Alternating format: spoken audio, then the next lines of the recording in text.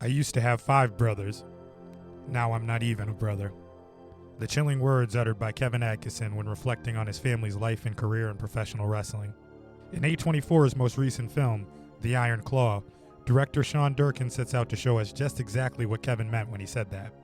Now, for those unfamiliar with the tragedy of the Von Erich family, as I've said previously, there's a terrific documentary series by Vice called The Dark Side of the Ring. The episode that's dedicated to the Von Erichs is phenomenal.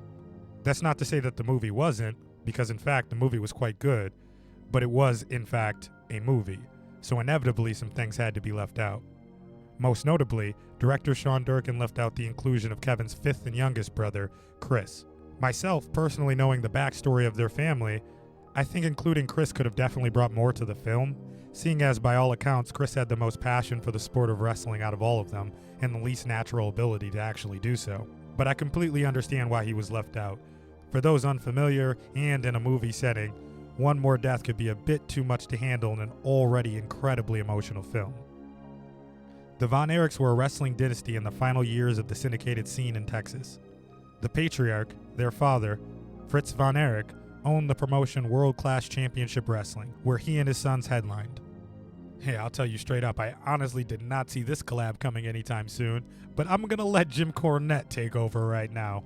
In the words of Jim Cornette, the Von Erichs could have 2 legacies. They could have the legacy of being one of the biggest attractions and families in the history of pro wrestling, or they could have the legacy of being a cautionary tale. Well said, Jim, well said. I'm Noah Jive, and let's dive into the Iron Claw.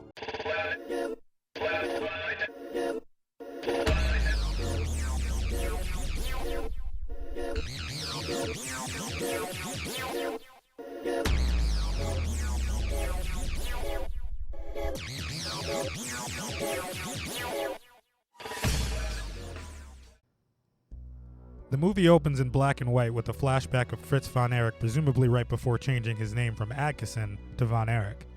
In the scene, we see Fritz tell his family that he swapped their family car for a rental he can't afford. His wife Doris is disappointed to say the least, as Fritz explains he did it on the advice of his promoter, effectively telling him that if he wanted to be a star, he had to look the part. In my opinion, the opening scene did 2 things very well. The first and most obvious was that it sets up the plot, thematically speaking, very well for the rest of the film. In just one scene, you see that Fritz, though he loves his family, prioritizes his dream first and foremost.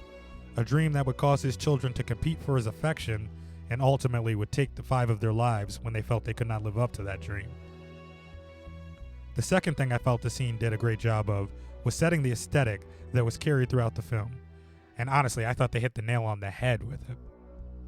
Now, doing any period piece requires extensive research to ensure there are little to no inaccuracies.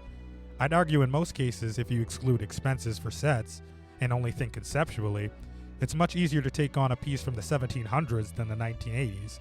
The reason I say this is because the differences between life in 1980 and 2024 are vast.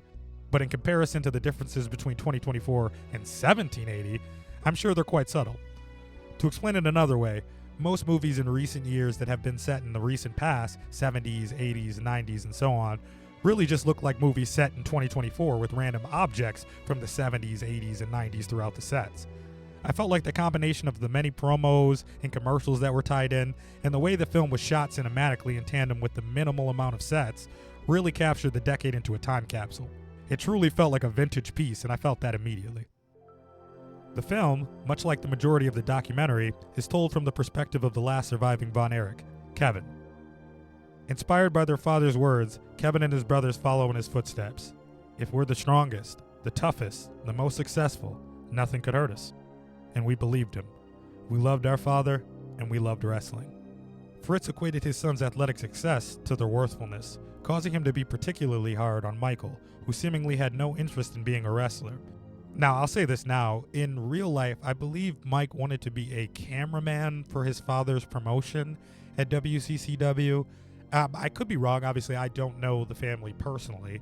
I just know what I had knew prior to the film from documentaries and so forth. I'm pretty sure it was a cameraman.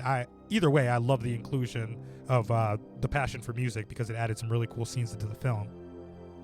The film leaves out Chris, as I mentioned, but it does include Jack, the eldest brother, who died in a drowning accident as a child. In a scene where Kevin reveals this to his future wife Pam, he goes on to explain the curse of the Von Erichs.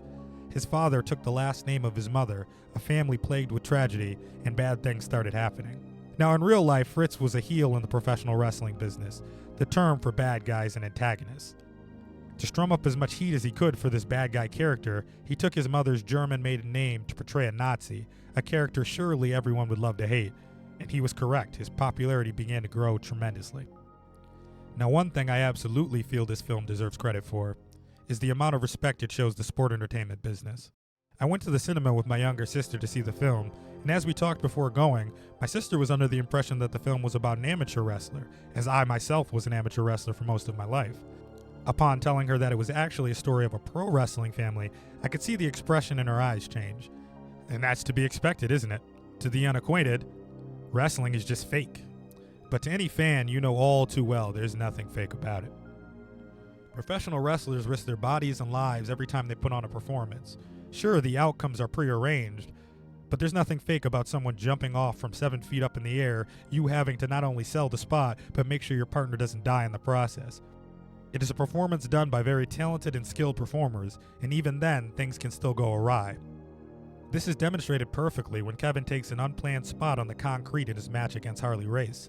I thought they did a beautiful job giving an outsider a glimpse of what it's really like to be in a professional wrestling match. Each brother's death in the film is more heartbreaking than the last, and it's truly due to the beautiful job the movie does portraying the bond between them.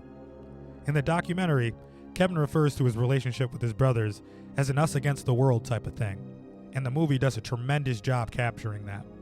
From the scene with David messing with Kevin as he chokes up his promo, to the ending where Kerry is reunited with his brothers, I felt like it was handled well with the utmost taste and class. Now, I'm not going to expand too much on the deaths of the brothers in this review. As I said before, I couldn't recommend the Dark Side of the Ring documentary enough for those still looking to learn more about the tragedies in the family itself. And the movie closes on a tearjerker of its own, as we see Kevin watching his 2 sons play catch. He begins to cry thinking about the brothers he once had. I used to have 5 brothers. Now I'm not even a brother. His sons console him and say, I'll be your brother. Truly, truly beautiful. Absolutely beautiful. And like I said, it couldn't have been handled with more care and good taste, honestly, in good taste. On top of all the storytelling elements I've complimented so far, I also wanted to commend the portrayal of Fritz. Make no mistake, he is without a doubt the catalyst for the misfortune that befell the Von Erich family, and the film depicts that. But the film does so in a way that's subtle and believable. It would have been easy for them to depict a man of pure evil that only cared about wrestling, but that's just not the case. The fact of the matter is the boys loved their father, something Kevin still states proudly to this very day. Now, that being said, they definitely did leave quite a bit out of the film. Whether or not everything that's left out should be in is up for debate. One thing that isn't up for debate, that if you were to include this in the film, you'd likely be eliminating any redeeming qualities Fritz had left. Fortunately, this is not a film, it's a review, so I'll tell you a few things the real Fritz did in real life, and I'll let you decide. Though brief, the movie did actually explain this, so this isn't new to you guys if you caught it in the movie. If not, I'm just going to go over it because I do feel like it was lightly glossed over. They didn't dive too much into it. Some people that weren't familiar with the story might not have understood what was happening, and that is the fake Von Erich, of course. After David had died, to replace the hole left by David, Fritz actually hired an actor off the street to play a cousin of the family and complete the trio. The only problem with the newly discovered Lance Von Erich is that everyone knew he wasn't a Von Erich, and this began to tarnish their already damaged family image. And I say their image was already damaged because at this point after David's death, there was already questions going around about the cause, seeing as Fritz withheld the autopsy results and came up with several different stories at this point. Believe it or not, at one point during the decline of WCCW, Fritz actually faked having a life-threatening heart attack on live television to drive up ticket sales. Yes, a man who at that point had lost 4 sons, 3 of which confirmed by suicide, was faking his own death for ticket sales. Yes, you heard me correctly. This last bit I'll share was probably the most heartbreaking revelation from that entire documentary I had mentioned, and it came from Kevin directly. He shares a story of one of his last visits to his father, and how his father, who had been suffering from brain cancer, pointed a gun at him. The gun Kerry had bought him The gun Carrie had used on himself, and he pointed it at Kevin. When he did this, he yelled, "Why haven't you killed yourself?" Probably too much of a coward. Absolutely soul-crushing. Like, absolutely soul-crushing. If you guys, like I said, I can't say it enough. Watch the documentary, because you'll hear it from his words.